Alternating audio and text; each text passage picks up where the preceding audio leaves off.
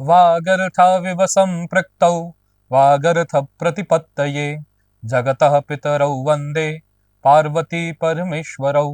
पार्वती परमेश्वरौ। प्रिय विद्यार्थियों, आइए अब नवम पाठ को हम पढ़ें, जिसका नाम है यो जानाति स पंडितः। जो जानता है वही पंडित है। विद्यार्थियों, इस पाठ में विशेष रूप से प्रहेलिकाओं के बारे में आपसे पूछा जाएगा कि जो जानता है वो पंडित है। आइए खेल खेल में इसे हम भी प्रहेली आपसे पूछें, देखते हैं कि आप जानते हैं कि नहीं। इसमें हम क्या पढ़ने वाले हैं विद्यार्थियों, उसे एक छोटे से ये संस्कृत के इस सारांश में हम देख जानने का प्रयास करें। संस्कृत साहित्ये प्रहेलिका नाम विशिष्टम स्थानम अस्ति। संस्कृत साहित्य में प्रहेलिकाओं का एक विशिष्ट स्थान है। प्रहेलिकाः अबाल वृद्धम मानसिकम उल्लासम जनयन्ति। वो जो पहेलिका है वो आबाल वृद्धम अर्थात बालक और वृद्ध की मानसिक उल्लास को उत्पन्न करने वाली है, जनन करने वाली है। बुद्धेः तार्किक शक्तिम वर्धयन्ति। बुद्धि, हमारे बुद्धि की तार्किक शक्ति को भी बढ़ाने वाली है। कौन? प्रहेलिका। चिंतन क्षमताम विकासयन्ति। हमारे चिंतन की क्षमता का भी विकास वह करती है। पूर्वजानाम कविनाम बुद्धिमत्ताम कल्पना शक्तिम च दर्शयन्ति। यह जो प्रहेलिका है ये हमारे पूर्व जितने भी कवि हुए हैं उनकी बुद्धिमत्ता को, उनकी कल्पना शक्ति को भी दर्शाती है। आइए, आपने हिंदी में पहेली देखा होगा, इंग्लिश में पहेली के देखे होंगे, लेकिन आज आइए संस्कृत में आपसे मैं पहेलियां पूछता हूं, जिसे हम हिंदी में पहेली परंतु संस्कृत में प्रहेलिका कहते हैं। प्रहेलिका। आइए एक एक करके प्रहेलिकाओं का हम देखें और उसका उत्तर जानने का भी प्रयास करें। विद्यार्थियों, यहाँ आपसे विशेष निवेदन है कि आप भी अपना दिमाग लगाइएगा, अपनी बुद्धि लगाइएगा और सोचिएगा कि इसका उत्तर होगा क्या। ठीक है, पहली प्रहेलिका आपके सामने प्रस्तुत है विद्यार्थियों। इस पाठ की है भोजनान्ते च किं पेयम जयन्तः कस्य वै सुतः कथम विष्णु पदम प्रोक्तम तक्रम शक्रस्य दुर्लभम। तक्रम शक्रस्य दुर्लभम। यहां पर 3 सवाल आपसे पूछा गया है विद्यार्थियों। भोजनान्ते च किं पेयम अर्थात भोजनस्य अन्ते किं पानीयम, अर्थात भोजन के अंत में हमें क्या पीना चाहिए, पहला प्रश्न है। जयन्तः कस्य वै सुतः, इसका अर्थ है जयन्तः कस्य पुत्रः, जयंत किसके पुत्र का नाम था। और तीसरा प्रश्न है कथम विष्णु पदम प्रोक्तम, अर्थात विष्णु सानिध्यम कथम उक्तम, विष्णु का सानिध्य अर्थात भगवान हरि का, विष्णु का सानिध्य कैसा कहा गया है। तक्रम शक्रस्य दुर्लभम। आप इसका उत्तर दीजिए। आपको पता है? यदि नहीं पता है तो इसका उत्तर इसी में दिया हुआ है विद्यार्थियों। तक्रम शक्रस्य दुर्लभम अर्थात पहले का उत्तर जो है, पहला प्रश्न था उसका उत्तर होगा तक्रम, दूसरे प्रश्न का उत्तर है शक्रस्य और तीसरा जो उत्तर है वो है दुर्लभम। कैसे? आप देखिएगा। पहला प्रश्न था कि भोजनस्य अन्ते किम पानीयम, भोजन के अंत में हमें क्या पीना चाहिए, तो इसका उत्तर होगा तक्रम। तक्र अर्थात छाछ, अर्थात हमें भोजन के अंत में छाछ इत्यादि पीना चाहिए। यदि आप गुजरात प्रदेश से आप रहने वाले हैं तो गुजरात में छाछ इत्यादि बहुत अधिक मात्रा में सेवन किया जाता है उसका। जयंतः कस्य वै पुत्रः, है ना, तो जयंत किसके पुत्र का नाम था, तो जयंत शक्रस्य पुत्रः, अर्थात जयंत शक्र का पुत्र था। शक्र अर्थात इंद्र, इंद्र का ही एक नाम शक्र भी है, तो इंद्र के पुत्र का नाम जयंत था। अंतिम प्रश्न था विद्यार्थियों कथम विष्णु पदम प्रोक्तम, जो विष्णु भगवान का जो ये पद है अर्थात विष्णु भगवान का सानिध्य है वो कैसा कहा गया है, तो उसका उत्तर तीसरा मिल जाएगा आपको, दुर्लभम, अर्थात भगवान विष्णु का जो सानिध्य है वो बड़ा ही दुर्लभ है। तो इसी एक श्लोक में आपको अंतिम चरण में आपको तीनों के तीनों उत्तर मिल गए। आप ईमानदारी से आपको बताना है कि आपको इसका उत्तर पता था कि नहीं। आइए दूसरे प्रहेलिका पे ध्यान दें। प्रहेलिका इस प्रकार है। न तस्यादिर् न तस्यांतो मध्ये यस्तस्य तिष्ठति तवाप्यस्ति ममाप्यस्ति तवाप्यस्ति ममाप्यस्ति यदि जानासि तद्वद, यदि जानासि तद्वद। प्रहेलिका इस प्रकार है विद्यार्थियों, समझिएगा। न तस्यादिर् न तस्यांतो, न उसका कोई आदि है ना कोई उसका अंत है। ठीक है, जिस चीज के बारे में मैं पूछना चाह रहा हूं, ना उसका आदि है ना अंत है। मध्ये यह तस्य तिष्ठति, वह ना आदि में है ना अंत में है, तो रहता कहाँ है? तो मध्य में रहता है। ठीक है, वह मध्य में रहता है। तवाप्यस्ति ममाप्यस्ति, आपका भी है और मेरे पास भी है। यदि जानासी, यदि जानते हो तो तद्वद, तो आप कहिए। इसका विवरण इस प्रकार है। तस्य आदि न अस्ति, उसका आदि भी नहीं है, अर्थात वो पहले भी नहीं है। तस्य अंतः अपि न अस्ति, उसका अंत भी नहीं है। तस्य मध्य यह तिष्ठति, वह तस्य मध्य, अर्थात उन दोनों के मध्य में वह निवास करता है। तत् तव अपि अस्ति, वह तुम्हारे पास भी है। मम अपि अस्ति, मेरे पास भी है। यदि जानासी, यदि जानते हो तो तद वद, इसका उत्तर आप दो। सोचिए थोड़ा। इसका उत्तर होगा विद्यार्थियों नयनम, अर्थात आंखें। आप देखिए, इन आंखों को देखिए। ये आंखें जो है, या यहाँ पर एक चित्र है, इन आंखों को देखिए। ये आंखें जो ये काली काली जो आपको ये अंदर की पुतलियां दिखाई पड़ रही हैं, ना ही वो ऊपर में है, अर्थात न तस्य आदि ही, ना नीचे में है, ना तस्य अंतः, तो वो कहाँ है? तयोः मध्ये अस्ति, वो उन दोनों के बीच में है। तवाप्यस्ति, वो आपके पास भी है। ममा अपि अस्ति, मेरे पास भी है। तो इसका उत्तर क्या होगा विद्यार्थियों? नयनम। ये आप भी अपने माता पिता से, अपने आस पड़ोस में रहने वाले लोगों से पूछिएगा और उनसे कहिएगा, यदि जानासी स पंडितः, यो जानाति स पंडितः, जो जानता है वही पंडित है। ठीक है, बोलने बस से पंडित यहां कोई नहीं है। ठीक है, अब ये तीसरा प्रहेलिका आप देखिएगा, ये बड़ा अच्छा है, रोचक है। वृक्षस्याग्रे फलं दृष्टं, फलाग्रे वृक्ष एव च, अकारादिं सकारान्तं, यो जानाति स पंडितः, यो जानाति स पंडितः। कहने का अभिप्राय यहाँ पर है कि देखो, वृक्षस्य अग्रे फलम दृष्टम, अर्थात एक फल का नाम है, उस फल का नाम आप बताइए। वो ऐसा फल है जिसके वृक्ष के आगे जो है वो ऐसा लगता है कि वृक्ष के आगे फल लगा हुआ है। वृक्षस्य अग्रे फलम दृष्टम, वृक्ष के आगे में फल लगा हुआ है। और एक बार देखोगे तो ऐसा लगता है कि फलाग्रे वृक्ष एव च, कि अर्थात फल के ऊपर में ही वृक्ष लगा हुआ है। एक बार ऐसा लगेगा कि वृक्ष के ऊपर फल है, और एक बार ऐसा लगेगा कि फल के ऊपर वृक्ष है। उस जो वो फल का नाम है विद्यार्थियों, वो अकारादिम, अर्थात अकार से प्रारंभ होता है, और सकारांतम, सकार से वो अंत होता है। यो जानाति स पंडितः, अगर जानते हो तो बताओ। तो इसका उत्तर विद्यार्थियों होगा, इसका विवरण थोड़ा सा पढ़ दूं मैं। वृक्षस्य अग्रे फलम दृष्टम, फलस्य अग्रे वृक्ष एव च। आप वृक्ष के आगे में फल दिखाई देता है, और कभी देखोगे तो फल के आगे वृक्ष भी दिखाई पड़ जाएगा। अकारस्य यस्य आदि, आकार जिसके आदि में है।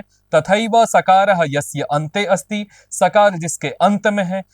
तत्पदम यह जानाति, उस पद को यदि कोई जानता है, उस नाम को कोई जानता है, तो वह पंडित है।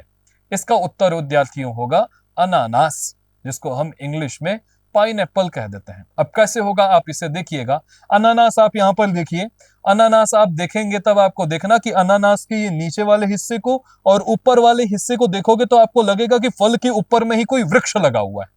आपको लगेगा कि नहीं? ये जो हरा वाली चीजें देखोगे तो आपको ऐसा लगेगा कि फल के ऊपर ही वृक्ष है। आपको लगेगा कि नहीं? ये जो हरा वाली चीजें देखोगे तो आपको ऐसा लगेगा कि फल के ऊपर ही वृक्ष है। और जब ये वृक्ष से लटका होता होगा तब ऐसा लगता होगा कि वृक्ष के नीचे फल है और फल के ऊपर वृक्ष है, मानो ऐसा प्रतीत होता है। और अनानास पर आप ध्यान दीजिए कि इसका पहला अक्षर है अ, तो ये अकार आदि है, और इसका अंतिम अक्षर है अनानास, तो ये स, तो ये सकारांत है। तो इसलिए इसका उत्तर है अनानास। ठीक है, ये बड़ा अच्छा है, आइए इस पे ध्यान दीजिए। ये प्रहेलिका बहुत ही अच्छी है, मेरे हृदय के बड़े ही निकट है। देखिएगा, किमिच्छति नरः काश्याम, भूपानां कोरणे हितः, को वन्द्यः सर्वदेवानां, देयतामेकमुत्तरम्, देयतामेकमुत्तरम्। विद्यार्थियों, इस प्रहेलिका का अर्थ समझिए कि बोल रहे हैं कि देखो, मनुष्यः काश्याम किमिच्छति, अर्थात मनुष्य जो है वो काशी में किसकी इच्छा करता है, क्या इच्छा करता है। और युद्धे महाराजा नाम का हितः, भूपा नाम को रणे हितः, अर्थात रण अर्थात युद्ध भूमि में महाराजाओं की हित किसमें है, महाराजाओं का हित किसमें है, इसका भी उत्तर देना। तीसरा है को वंद्य सर्वदेवानाम, जितने भी देवता हैं उन सब में सबसे अधिक वंदनीय कौन है। दीयताम एक उत्तरम, इसके 3 उत्तर नहीं देने हैं, एकम उत्तरम दीयताम, अर्थात एक ही उत्तर दो जो तीनों में फिट बैठ जाए।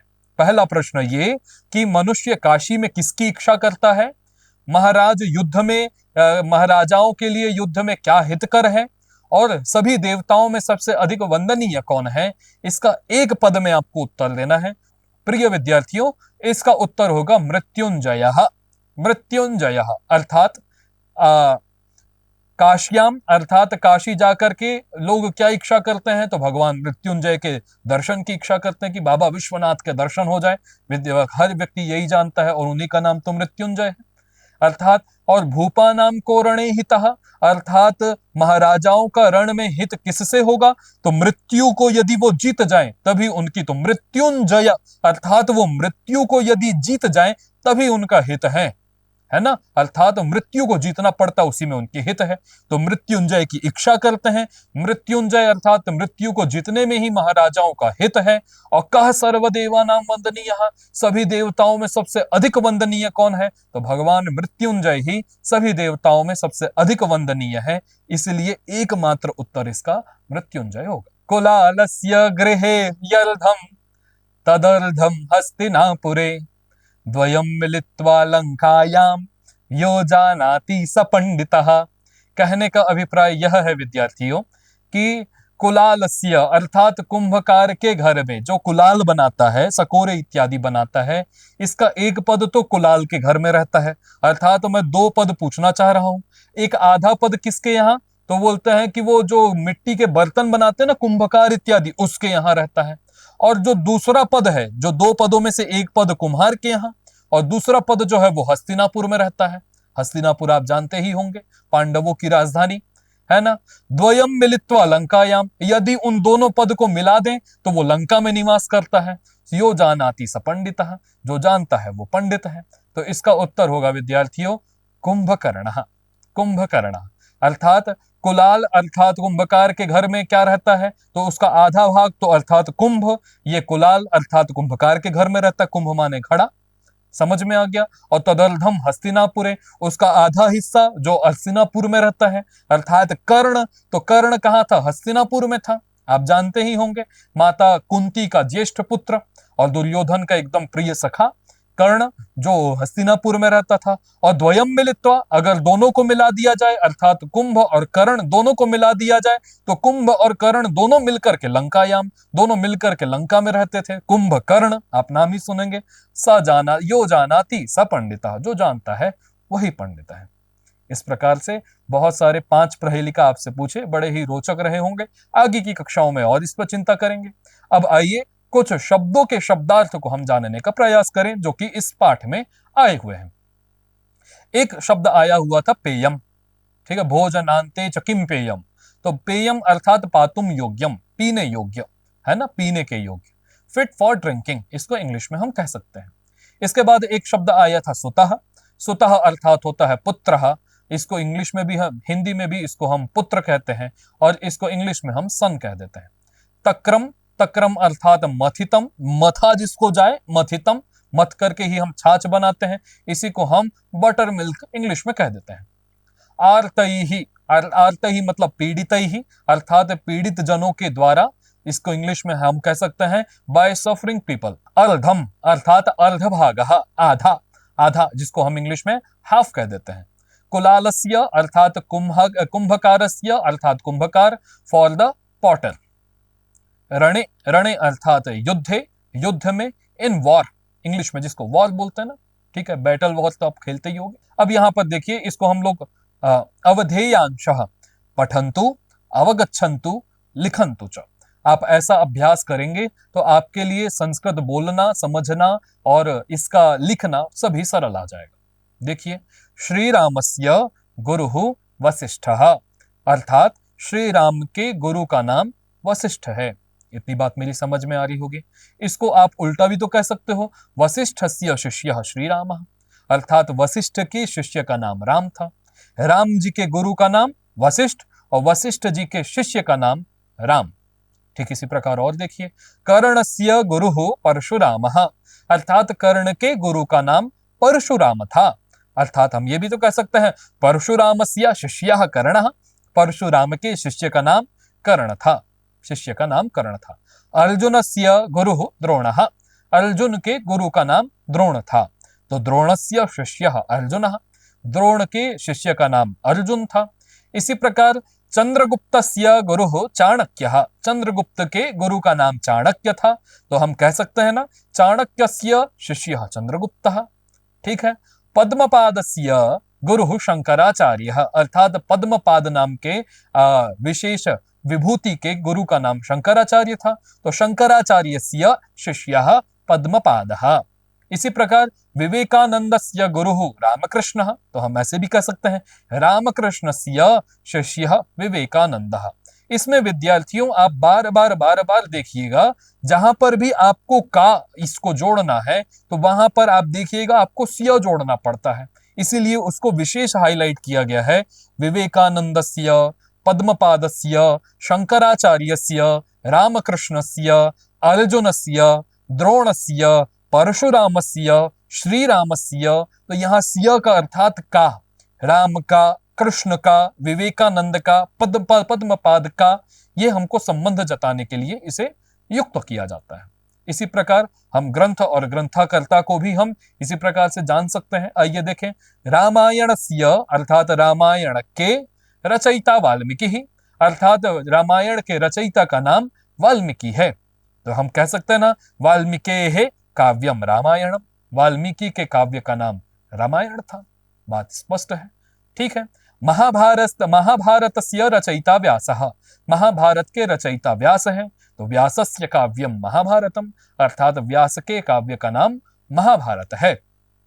इसी प्रकार कर्णभारस्य रचयिता भासः, कर्णभार के रचयिता भास है, तो भासस्य नाटकम कर्णभारम, भास के नाटक का नाम जो है वो कर्णभार है। इसी प्रकार रघुवंशस्य रचयिता कालिदासः, रघुवंश के रचयिता कालिदास हैं, तो हम कह सकते हैं कालिदासस्य काव्यम रघुवंशम, कालिदास के काव्य का नाम रघुवंश है। पंचतंत्रस्य रचयिता विष्णु शर्मा, पंचतंत्र के रचयिता विष्णु शर्मा है, तो इसको हम कैसे सकते हैं विष्णु शर्मणः कृतिः पंचतंत्रम।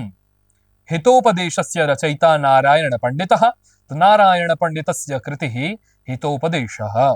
यहां पर भी आप देखिएगा षष्ठी विभक्ति अर्थात स्या का प्रयोग कैसे करना है इस पर आपको बताया गया है, इस पर चिंतन किया गया है। ठीक है। अब पति पत्नी का संबंध को हम ये इसी प्रकार से देखिएगा, यहां पर आप सब जहां देखिएगा जहां पर संबंध होगा, जहां पर का की के इसको बोलना होगा, वहां हम सिया का प्रयोग अर्थात अकारांत शब्दों के साथ सिया का प्रयोग हम कर देते हैं, रामस्य, कृष्णस्य, अनुजस्य इत्यादि प्रकार से।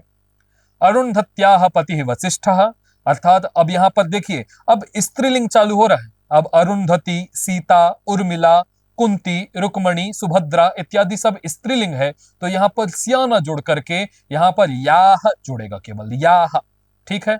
अरुंधति, अरुंधत्याः, उसी प्रकार सीता, सीतायाः, या जोड़ना है, उर्मिला, उर्मिलायाः, कुंती, कुंत्याः, रुक्मणी, रुक्मिण्याः, सुभद्रा, सुभद्रायाः, इस प्रकार से। तो अरुंधत्याः पतिः वसिष्ठः, अरुंधति के पति का नाम वशिष्ठ था, तो वशिष्ठस्य पत्नी अरुंधति, तो वशिष्ठ के पत्नी का नाम अरुंधति होगा, समान सी बात है। सीतायाः पतिः श्रीरामः, सीता के पति का नाम श्रीराम था, तो श्रीरामस्य पत्नी सीता, श्रीराम के पत्नी का नाम सीता था। उर्मिलायाः पतिः लक्ष्मणः, उर्मिला के पति का नाम लक्ष्मण था, तो लक्ष्मणस्य पत्नी उर्मिला, लक्ष्मण की पत्नी का नाम उर्मिला था। कुंत्याः पतिः पांडुराजः, कुंती के पति का नाम पांडुराज था, तो पांडुराजस्य पत्नी कुंती। रुक्मिण्याः पतिः कृष्णः, रुक्मणी के पति का नाम कृष्ण था, तो कृष्णस्य पत्नी रुक्मिणी, कृष्ण के पत्नी का नाम रुक्मिणी था। सुभद्रायाः पतिः अर्जुनः, सुभद्रा के पति का नाम अर्जुन था, तो अर्जुनस्य पत्नी सुभद्रा। इस पाठ से के माध्यम से आप संबंध को कैसे हम विभक्ति में योजन कर सकते हैं, षष्ठी विभक्ति का प्रयोग कैसे करेंगे, इसको आपने जाना। आइए आगे देखते हैं।